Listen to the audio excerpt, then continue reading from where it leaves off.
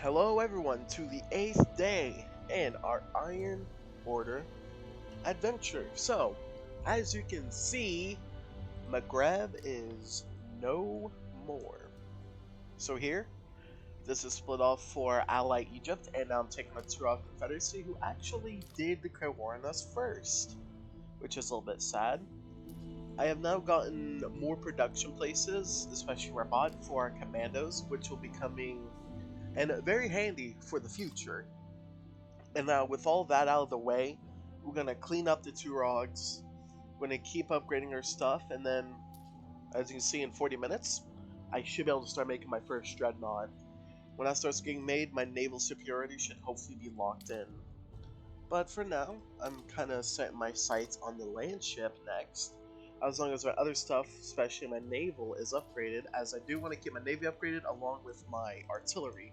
Now, if this final artillery upgrade gets done and this dreadnought gets done, I should be able to then shift that over to hopefully the light tank, give it some love, like it does deserve. And yeah, hopefully use that to my advantage. So up here, you can see the naval base is done. It's literally just waiting until the dreadnought's done researching. We're good to go. So over here, as you can see, all my units are spread out.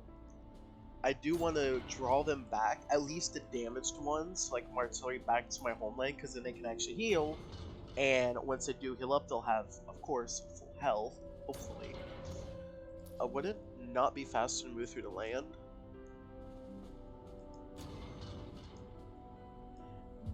In this instance, it may be because I need to be inside the land before the date change happens. I'm pretty sure that's how it works. How is that going to take more time? Will they actually get there in time? I do not know. Let's see here if I can. As you go inside the zone, right as the time changes. 28, because I need to get inside Tundra, or even a wage death would also just work. Oh, this will take 13 hours. Yeah, let's go for that. We can get inside an area and that can heal up. Probably should have just went that simple route first. So our next batch of commandos will be done in 5 hours for the wage death group. And over here at Rabat, they'll be done in a day in 18 hours. So we'll be hopefully pumping out a commando every other day. Or hopefully about once a day. If we can get that to happen, then we should hopefully be able to just chill out and relax. So I do want to bring my singular tank up here to actually heal, since it's also damaged right now, and you know, we need that to be healed. Just let the commando take care of the remnants. And actually, you know, I'm just probably bringing back all the infantry, honestly. So yeah, let's just double click the left thing, the left click. If you do that on one unit, you can select all units of that type. Little thing that you may or may not know. That's at least on your screen currently. I think it's on your screen currently. I could be wrong though. We can test that in a second. But I want all these guys to actually go near Marrakesh, because I want them to prepare for war. Yep, it's all units of that same type. So yeah, that means I also want all these artillery to also move to a different position. I want this to be a thing because then he'll be forced to go after one group or the other, which should hopefully help us out. I do not know. I'm also going to be moving my light tanks over here, because while yes, we did win against a Maghreb and the Tuareg Confederacy, we still need to take out Marrakesh before I start fully building up the army. Now this may be a little bit weird to do, but I'm actually going to begin patrols around the city so we can get a vague idea on how much they have. So yeah, I still find it weird you can patrol in other people's territories without going into war, honestly. But this is before radar and all that, and he will definitely see it and potentially be prepared. Now you may be thinking, what about down here at Todani? Once all this stuff comes over and heals up and this commando's done, I'll have my commando wrap up around, come here to get ready to fight there, to take out his oil-producing city, hopefully. And I will make sure to send backup with the other commando that'll be done later today, so that way the battle should hopefully be a flawless one that we will be fighting. So yes, it is dangerous. I will say this, it is dangerous. So I'm doing right now, preparing for war without even getting a dreadnought up, because with the without the Dreadnought, I can't actually close off his ports. Now, what I mean by that is I can't just go over here, for example, and have it south the coast of Agadir or LAN and just chill there. Now, for a submarine, I don't know how healing works in Navy, but I'm assuming as long as you're not in deep water, just like Conflict, it will do it.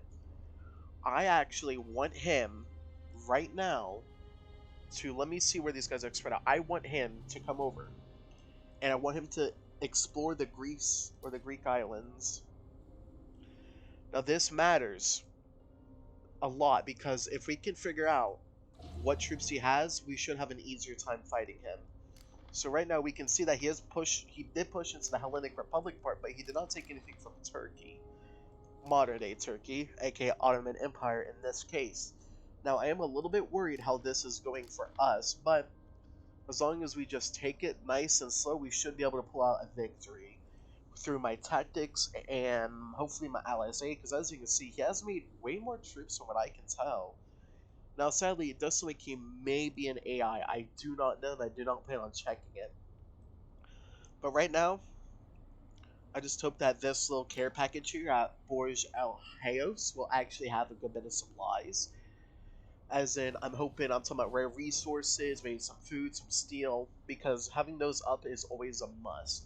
Now with the energy we got, we can actually sell it off and use that to buy more rare materials, which I will do right now because it looks like someone needs a lot. So you get that value from that. Now make sure you are using this trade market because, you know, if you don't use it, how you gonna use it to the best ability? So we just made a deal. Sold some rare energy. Sold off that energy in exchange for some rare resources. Use that money. We still have enough to pay off our units. And now we have a lot of rare resources. So that way when the Dreadnought gets done, I can actually start going for upgrades on the tank now. So yeah. Gaming the market is something important that I do want to bring into my strategy list.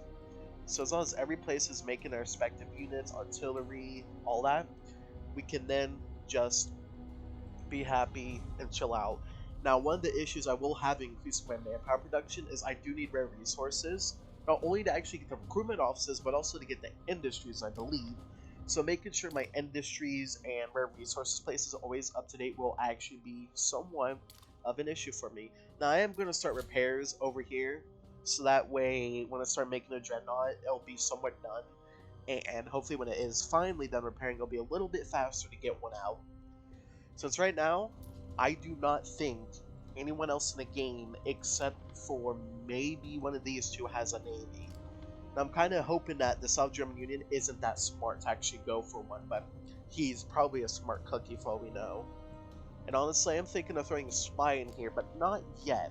I kind of want to take out Americas first, as I say, because I need all the money I can get. All those resources need to be piled onto this upcoming war. So right here, going off what Germany has, he has only lost one unit, and he's taken one loss, so he's probably using artillery to sustain such a campaign. Now the issue with that, though, is that we know he's also going to probably be eating up a lot of resources, too, which is good for us. Over here at the Kingdom of Hungary, he's killed 27, but only lost 7 units. So that means these two are really effective, because you can compare that to my stats, though, they're not looking so good. I've lost almost every single unit I've killed, and I do plan on changing that up. Now, how they did it, I do not know, but we can probably look at several factors to see what they have. So, like, for example, we can see that Germany isn't going all out on industries and stuff up here. It is a little bit complicated, though, but he's probably only doing it for his capital. He's probably going for a navy, so he might be the navy guy. I could be wrong.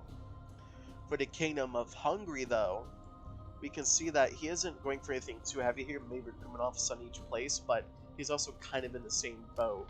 But one thing that will ensure a victory is me playing smart from now on. And I think that is where I will wrap up this video now, guys. I will see you all on the next one tomorrow.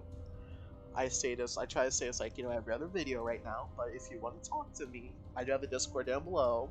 I'm going to talk tactics, talk about the game, talk about other stuff, play together, all of that. But until then, I will see you on the next one tomorrow. Bye!